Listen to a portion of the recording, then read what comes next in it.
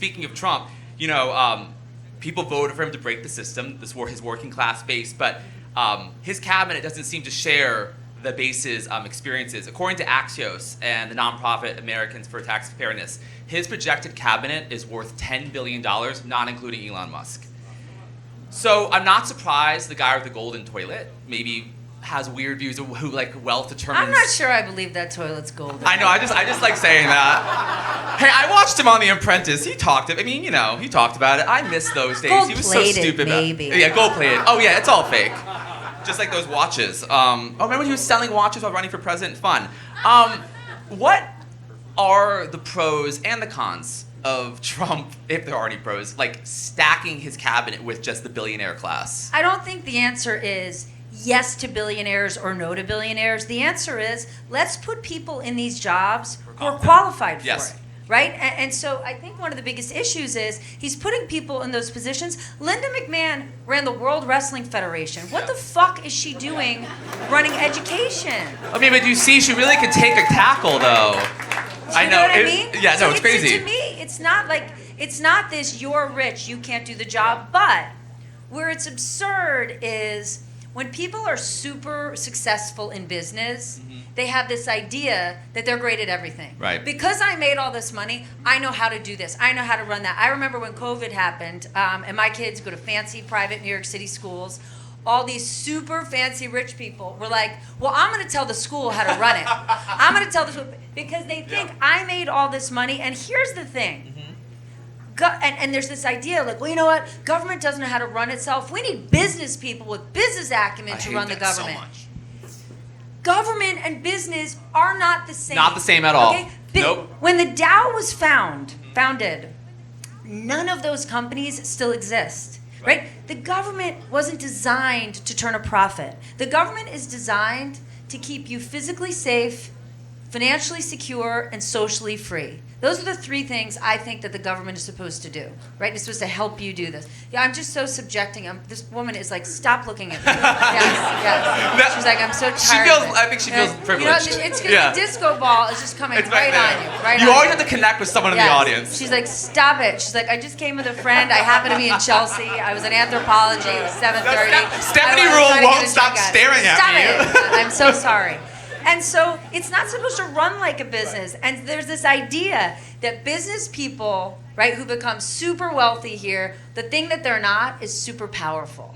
And then there's this idea they can go to Washington and they get this thing called Potomac fever. Yeah. Where they're like, wait until I get to Washington. Oh my, I'm going to run that show. Oh my God, look how cheap it is to live. They're like, I'm going to be a boss here. Yeah. And then they roll up and they realize, holy shit, I'm in a swamp of bureaucracy because that's how government operates. It takes now, so there is this idea that maybe if Elon Musk and these guys have the balls to say, I'm going to tear things up and do things differently, but this isn't Twitter. Right.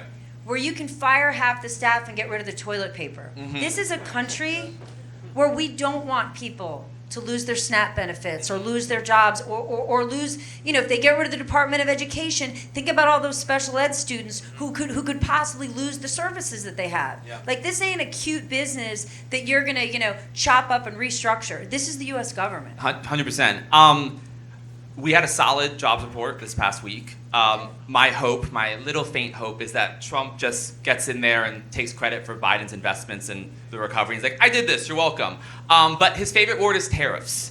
And he just threatened tariffs in Mexico and Canada. He said maybe Canada should become our 51st state. So fun. But looking to 2025, since the economy is kind of your thing, what are you concerned about? But maybe what are some areas where you're like, Lucas, you can calm down. This actually may not be as concerning as you think. So I think in general, in terms of what we freak out about and what we, 85% of what we panic over doesn't happen.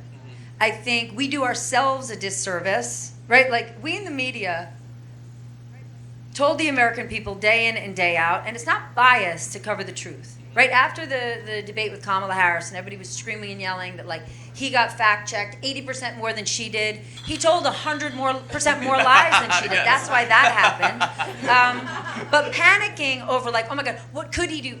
In terms of the economy, he doesn't want to screw it up. Right. He doesn't want to screw it up. The person he has as Treasury Secretary, you mentioned it before. Scott Bessent. Our gay brother, woohoo! Yes.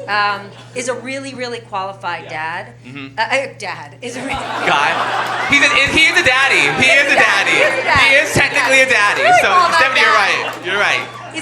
qualified guy for the job. Trump and these tariffs, he loves them, but here's why he loves them, and I won't bore you with it. He learned first time around when he was president, there's not much you can do because there's three equal, it's like, I'm going to do this. And then Congress is like, go fuck yourself. That's our job, right? Over and over. But he can impose tariffs. And the reason he likes it is because it's the ultimate way to be kingmaker, right? So in the last 3 weeks, and everybody's freaking out, and they're like, why is Tim Cook talking to him? Why is Mark Zuckerberg talking to him? Because everyone knows he has the power to impose tariffs. And it's not just who's he going to impose them on, it's the exceptions, right? Yes. Wouldn't you love to run a business and be boys with Donald Trump and he's like, guess what? I'm going to impose a tariff on everybody except you. Like, you barely have to try. You're going to be the only shop in town. Dance for the king. So, yes, and so right now they're dancing for him because he's wielding this wand. Yeah. We'll see what he actually does. Could he impose some tariffs? Definitely he could. Listen, we have some in place now. Right. He put some in place. Biden kept them. And correct, Biden kept them.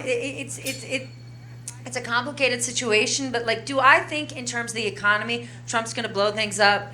I do not. Yeah, I think the threatening of like repealing the CHIPS Act and all of that is just bluster. I don't think he'll actually all the money going to those Republican I don't think he's going to do it. However, we are going to see, right? Like everybody loves to talk about the CHIPS Act. Like CHIPS Act is great, but just because the government decides to spend money on something doesn't mean they do a good job of it. Right? The government gave a huge amount of money to Intel, and they bet on the worst chip maker. Yeah. Right? The Intel CEO just got carted out a week ago. Nobody gets that money back. And so sometimes we make the mistake of going like, yes, the government just passed all this money to go to that was so me. Green energy. Oh my God. The government just approved all this money to go to daycare centers in this country. Really? Do you know any daycare centers? So just because it passed doesn't mean it was implemented very well. It was so fun when Biden was like, 1.2 trillion for infrastructure, woo! And then it took like 5 years for anything to get built.